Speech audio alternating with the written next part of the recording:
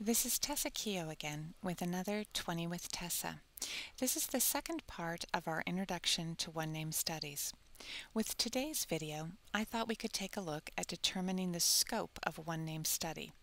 In part 1, we discussed the concept of one-name study and how to determine the potential size of your one-name study. Now let's take a look at the specific parts of a one-name study and learn more detail about one-name studies. Now for the big picture, a one-name study is going to involve a lot of these words. Of course, surname, analysis, distribution, research, migration, frequency, location, and data. There are two parts to a one-name study.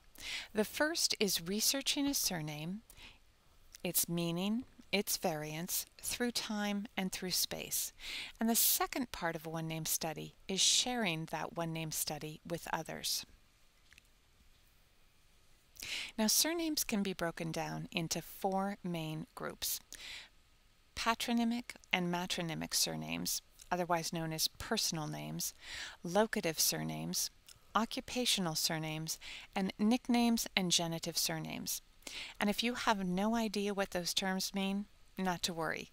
Neither did I when I first started my research. Let's take a look at each group in greater detail.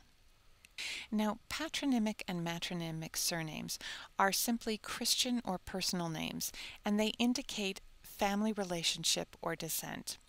And they clearly show who a person's father was. And by adding a farm name, as is shown here in a family view, and that was done for certain rural dwellers, anyone could identify or place you. So from this example, Petter Eriksson of Hastadgjerdet was Petter, Erik's son, who lived on the Hastadgjerdet farm. This is another example of patronymic surnames, or as I like to call it, why I love my Scandinavian ancestors. We start with the primary individual in blue, and that is Lars, who is Elof's son. If we go back a generation, we see that Elof is Lars' son. Back another generation, and Lars is Elof's son. And finally, the last generation on this pedigree chart shows us that Elof was Per's son. Now this also works for the females, as we can see from the lower section of this chart. Marit is Lars' daughter, and we see that Ragnhilda is Per's daughter, and Marit is Erik's daughter. Now, locative surnames, on the other hand, are based on topographical or toponymic features of an area or place. For instance, Kirkpatrick, meaning Patrick's Church in Scottish, or Riverside, meaning beside the river in English, and finally Tripoli, which is 3 cities in Greek. Occupational surnames came about from your job or your skills. Now there are 2 websites that are especially helpful for finding out how these surnames originated and what they mean, and that's at surnames.meaningofnames.com and namenerds.com. In this example, we have circled Marshall, which originated someone who was in charge of horses. Now the following 4 images on the next 2 screens are from the History of Surnames video that I mentioned in the introduction part 1, and they show some of the common occupational surnames. They show where they originated and how that surname is translated into some other major languages. In the first instance, Marshall comes from the Frankish words for horse and servant, and there are translations for that surname, horse servant, in French, Spanish, Italian, and German. In the second instance, the surname Baker is shown in English with translations for this occupational surname in French, Spanish, German, Italian, and Dutch. In the example at the top, we have Sandler or shoemaker, which is also an occupational surname, and the translations from French, Spanish, Italian, and German. And finally, the example at the bottom of the page is knight, an English or Anglo-Saxon word with translations for this same occupational surname in French as chevalier, Spanish as caballero, German as Ritter, and Italian as cavaliere. If you're studying an occupational surname, you might want to check for translations when you take your study global. Now, descriptive or genitive surnames are based on a unique quality or a physical feature. Perhaps that's someone's coloring, brown, red, or black, their physical feature, Armstrong, meaning strong arms or perhaps warrior, or a personality description, as in good child or wise man. In anticipation of the London 2012 Summer Olympics, James Cheshire and Oliver O'Brien put together the London Surnames website. They produced a map based on the surnames in London. As you can see, today's map of London includes surnames from many countries and ethnic groups. The map includes the various types of surnames, including locative, occupational, patronymic, genitive, and nicknames. Can you find examples of the various types of surnames? I've pointed out Marshall and Cooper, which are both occupational, White and Brown, which are probably genitive surnames, and finally Johnson and Wilson, which are patronymic surnames. Now that we've taken a look at the various surname meanings and origins, where should you go to look for the origin and meaning of your surname? Well, previously we might have checked books about the history of surnames or perhaps surname atlases. Today, we can easily make use of the internet and the various search engines. You might want to perform a search and include your surname as well as the term history and origin. One of many sites that the search will bring up is www.surnamedb.com. Now, a few caveats here. First, be sure to take the information on any of these websites with a grain of salt, especially if they're selling something. And second, remember to use this information as a jumping off point. This is the beginning of your research into your surname, not the end. In this example, I typed my surname into the search box, and this one-paragraph summary provides the following information. Keough is recorded in various spellings, and these are the variants. It originates from a 13th century Gaelic surname, and it's found in specific counties of Ireland, provinces of Canada, and states in the United States. I referred earlier to a primary surname as well as variant and deviant surnames. What do those terms mean, and why are they important to a one-name study? Well, the primary surname in a one-name study is the surname with the spelling that you have decided to study. In my case, that would be Keough, spelled K-E-O-U-G-H. A variant surname usually results from a decision to modify the spelling based on migration or language. Oftentimes a variant results from a spelling change that is made on purpose and over time. By way of example, my grandfather kept the spelling of his surname, K-E-O-U-G-H, when he came to this country. However, his cousin decided to change it to the phonetic spelling, K-E-H-O-E, since he found that people had trouble pronouncing his name correctly. The surname Keough is spelled differently in separate parts of Ireland. K-E-O-U-G-H, K-E-O-G-H, K-E-H-O-E, and K-O-U-G-H. As a result, my one-name study includes the primary surname of Keough with my spelling, as well as those variants. A deviant surname, on the other hand, usually is the result of a temporary version of a surname arising from an error. Perhaps it was misheard based on an accent, or misspelled based on a person's language skill or handwriting ability. Or perhaps the surname was written incorrectly by a civil or religious record keeper. How can you determine variants or deviants of your surname? Well, come on, you knew there was a website for that, didn't you? A great site to take a look at is Name Thesaurus at Image Partners. You simply type your surname into the search box, and the search returns various matches. Now, some of these are clearly deviants. R-E-H-O-E is a misspelling, misreading the K for an R. K-E-W-G-H is also a misspelling, based on misreading a U for a W. Now, Keough, K-E-H-O-E, is a variant, and that's often found in the west of Ireland. K-E-O-G-H is also a variant, often found in the east of Ireland and many parts of Canada.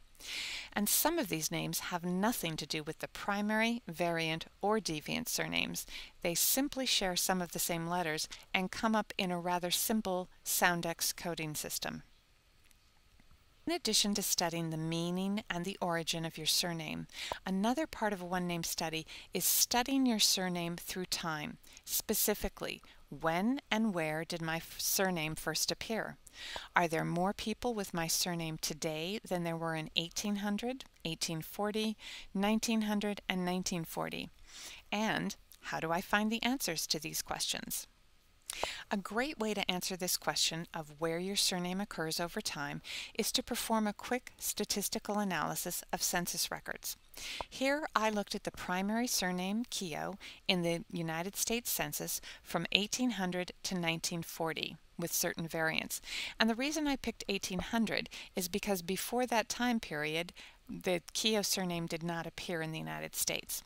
Once you determine the numbers for each of your primary and variant surnames, and that's basically the instances of that surname occurring in a particular census, you can put that data into a spreadsheet. Here I used Microsoft Excel, and then make a chart based on your data, and it gives you a great graphic as well as gives you a sense of how much work you might have ahead of you. What this chart shows is the particular surname and the number of occurrences during each census. The chart also shows how a surname might start out and either increase or decrease over time, as well as how much of an increase might be based on natural population growth and/or immigration or other factors. Now, I did the same exercise for the UK Census for the time period of 1841 to 1911 using data from both FamilySearch.org and FindMyPast.com. I did the same exercise for the Irish Census for the two censuses that are maintained, and that's 1901 and 1911. And this information is freely available at the National Archives of Ireland website. I still need to perform this same exercise for the Canadian censuses, which are maintained from 1871 to 1911, as well as the Newfoundland censuses from 1675 to 1945, with some very large gaps for census years and regions. The study of your surname is not only through time, but also through space. Specifically, where did my surname start out? Where has my surname traveled? Where is my surname now?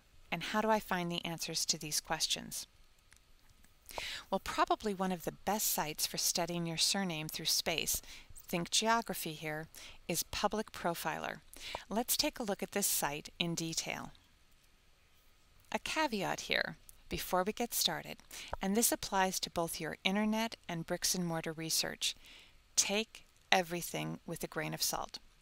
After you search, whether that's on or offline, and you have the results to go through, first things first, read the About section of a website, or the introduction in a book, or the instructions in a dataset. Read the frequently asked questions in a website.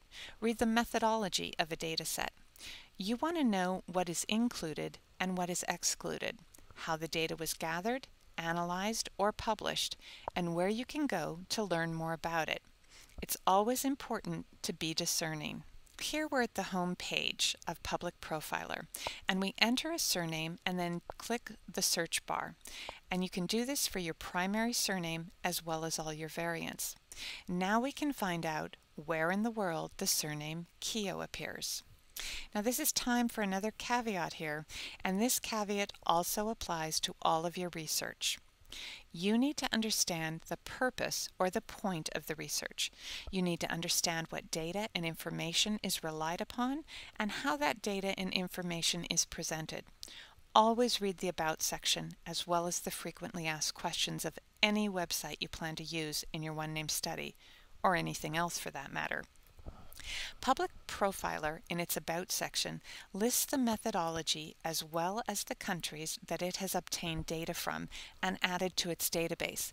It's important to be aware that although this site is listed as world names, that list is not exhaustive, but for many of us it provides a great start.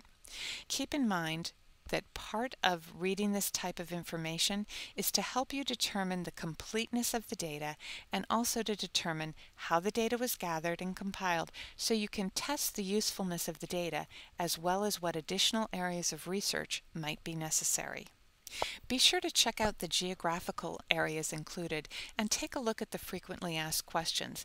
It'll give you a sense of where else you might want to look for your surname and gain a better understanding of the maps and the data tables. As you can see from this countries and geographical areas, 26 countries are listed, including the United States and Canada, but Mexico's missing and only Argentina is included from South America. Europe is well represented, but only Japan and India are partially included for Asia. There are no countries represented from Africa, while Australia and New Zealand are represented under Oceania. So if you were looking for a surname that originates in Russia, you might find where that surname has migrated to in one of these 26 countries' data, but you will not have any data on the Eastern European countries. In addition to looking at Public Profiler, you'll also want to take a look at FamilySearch.org's wiki for surname distribution maps. Keeping in mind again, it's a partial listing. If you have any information about additional surname distribution maps for countries that are not listed there, you might want to contribute to the wiki. In addition to seeing where in the world your surname is located, if you scroll down the World page, you'll see the statistics provided for your surname. This includes the origin, the top countries, top regions, and cities, and this information can either confirm your understanding or spur you on to new areas or locales for research. You'll also be able to drill down in Public Profiler from the world view to the continents, and here we have North America. Now this is where an understanding of geography comes in handy. You'll need to get a better sense of where in Canada and the United States your surname occurs. As you can see on this map, it's color-coded based on how frequent the surname occurs in any particular states and provinces. And when I took a look at this, this confirmed what I already knew, that the Keough surname occurs most heavily in Newfoundland, Nova Scotia, and certain parts of the northeast of the United States, New York, Massachusetts, and Michigan. Now if we move on to Europe, and this is definitely where we Americans need to get out our maps, unless you already know where all these countries and regions are located, we can see that some countries and regions where the surname Keough appears are Ireland, England, Scotland, France, Germany, and Spain. And note that for certain countries, in Spain for instance, it's located in one particular area, Madrid. In France, the occurrence is in 3 specific regions, Aquitaine, Loire, and Normandy. And finally, in Germany, it's in 2 specific regions, Cologne and Hanover. Now another great site to check out for the origin, meaning, and distribution of a surname, as well as some additional fun facts, is at Ancestry.com. And all of this information is freely available and not behind their paywall for subscribers. The information shows up on various index cards, and the first up is a summary of the documents and the family trees that include your surname. And as you can see here, it shows the Keough family history, and it states that there's over 80,000 historical documents and family trees with Keough. Now I'm sure that part of this is a teaser to get you to sign up, but it does show how often that surname appears in the censuses, their vital statistics records, their member family trees, immigration records, and military records. Here are some examples of the types of information at Ancestry.com. Be sure to check out the Immigration and Civil War military service information. The immigration table confirms my hypothesis and preliminary analysis that much immigration took place in the 1850s, around the time of the Great Hunger in Ireland, when many Irish were forced to leave their homeland for Canada, the United States, and Australia. In the United States, at 3 particular times, 1840, 1880, and 1920, you can also see at Ancestry others with the same surname, where that name started out and where it migrated to across the country. One of the additional index cards of information at Ancestry.com is the message board, which lists threads and messages. This was originally at rootsweb.com, but has since been folded into Ancestry, and it's a great place to find others with your surname who are asking questions, looking for connections, and perhaps willing to work with you on your one-name study. Additionally, you can find name distribution of your surname in England, Wales, and Scotland from 1840 to 1901. Both of these maps show the frequency of the surname from the 1891 census data for England and Wales as well as Scotland. Many one-namers either start or join a surname DNA group project. It's important to understand how a DNA project works, what type of test you should take, or have members of your extended family take. Now, while a discussion of DNA projects is far outside the scope of this video, basically you're looking for which Y line your surname belongs to.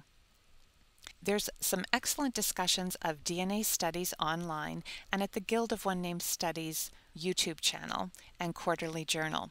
A few points to keep in mind are the quality and the size of the companies providing the DNA tests, the number of markers to include to gain useful information, the population or the customer base of the companies involved, and whether your test results can be shared among and/or understood by other testers. There are some excellent videos on YouTube describing in detail the methodology and use of DNA studies as they relate to genealogy and one-name studies. Be sure to check them out.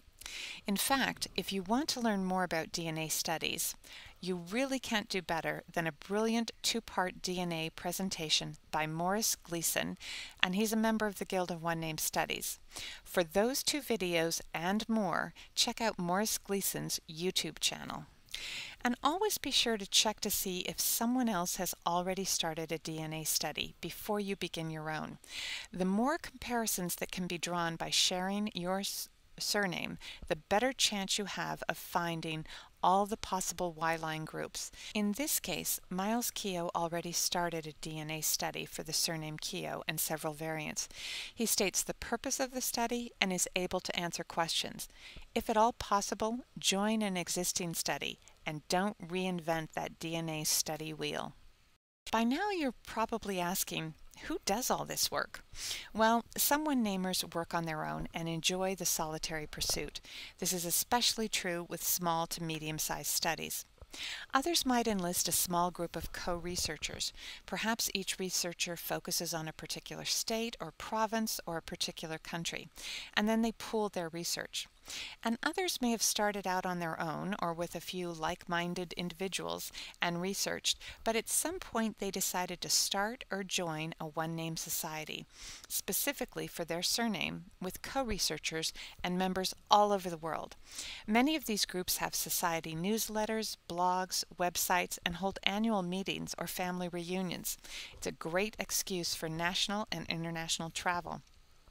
However, whether you work alone, in a small group, or with a large society, you can also join the Guild of One Name Studies. So now that you have a sense of the size of the endeavor known as a one-name study, you've determined the primary and variant surnames you plan to include, and you have a sense of the geographic regions you plan to focus on. What are your next steps? Well, some of the first areas to check are collecting birth, marriage, and death references from indexes and national or local registers, collecting entries from the International Genealogical Index or the British Isles Vital Records Index, collecting National Census Index entries, and then moving on to various other data record sets: city directories, school records, military records, tax records, property records, probate records, tombstone and cemetery records, just to name a few. For researching the origin and the meaning of your surname, gathering record sets of data to study your surname over time and space, working on your own or with others to gather, analyze, and correlate data from around the world all sounds interesting. If you're thinking about taking that first step and starting a one-name study, or expanding your one-name study from the country you're currently researching to include other countries, but it also seems just a bit intimidating or even overwhelming, don't worry, you don't have to go it alone. The Guild of One Name Studies is an excellent resource to use to gain a good understanding of how to start and conduct a one-name study. When you land on the Guild's homepage, you'll note that there's lots to see and check out. Let's take a quick look at just two areas. First, you can find out if your surname is registered by typing your surname in the box and clicking on Search. And second, you can learn more about the Guild by clicking around and checking out the various pages not behind the member paywall, including thinking about joining the Guild. Now, the second item I mentioned is to click around and find out more about One Name Studies and the Guild of One Name Studies. So why not check it out and learn more about us? If you want to learn more about the Guild, please join me for our next video, An Introduction to the Guild of One Name Studies, helping you take your genealogy to the next level. We would love to have you consider joining us, whether you simply want to expand your genealogy skills and start a one name study, or you'd like to register your surname and take your one name study to the next level. Questions or comments, be sure to leave me a comment here at YouTube or send me an email at tessa.keough@one-name.org. You can check out the Guild website at www.one-name.org or visit the Guild at its Facebook page or its Google Plus page. And now visit the Guild at our surname community on Google Plus.